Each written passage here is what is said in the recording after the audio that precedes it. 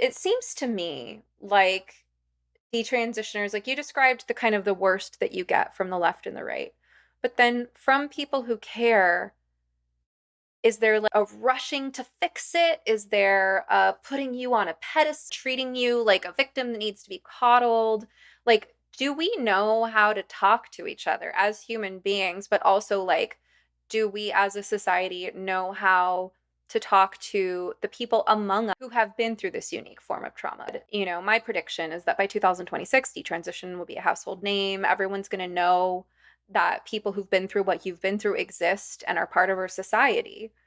And right now, I just feel like we're not very good at talking about it or talking to people who have had these experiences. So, what have been your experiences from people who maybe like aren't on those extremes of the left and right, who maybe mean well but miss the mark? And then also, is there a way for us to talk about this that doesn't replicate the excesses of the left, which focus on like being overly sensitive and putting trigger warnings around everything and treating people like they're a special class of victims? Like, can we not replicate that while also learning to be sensitive in ways that maybe we've missed?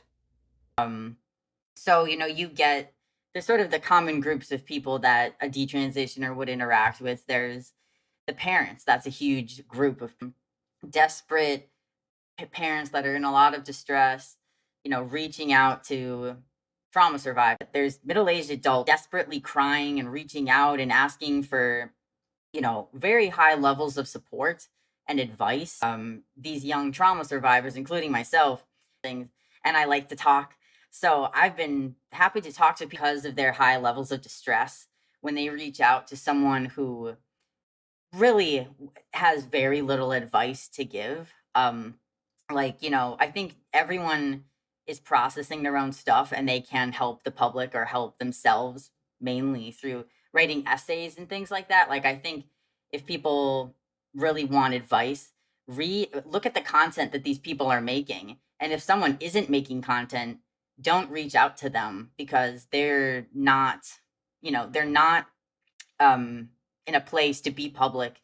And if you do reach out to someone who's written an essay, try to keep it on that topic because, you know, um, there is advice to be had. Like, I've developed positive relationships with parents and friendships, and there's a mutual giving of advice. Like, we don't want to lean towards the overly coddling idea that you can't ever infringe on them in any way and or talk to them about things or that they don't have advice. I mean, it's like, obviously I had empathy. I mean, they're in a lot of pain to be saying that, but it's not socially appropriate. It's not having proper boundaries, not respecting other people. It's not respecting detransitioners' boundaries.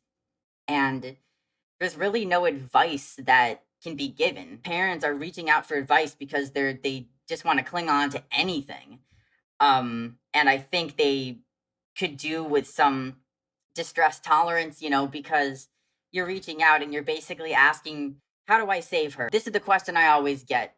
What would have made you not be trans? What could your parents have said? And I'm just like, listen, it's extremely complicated.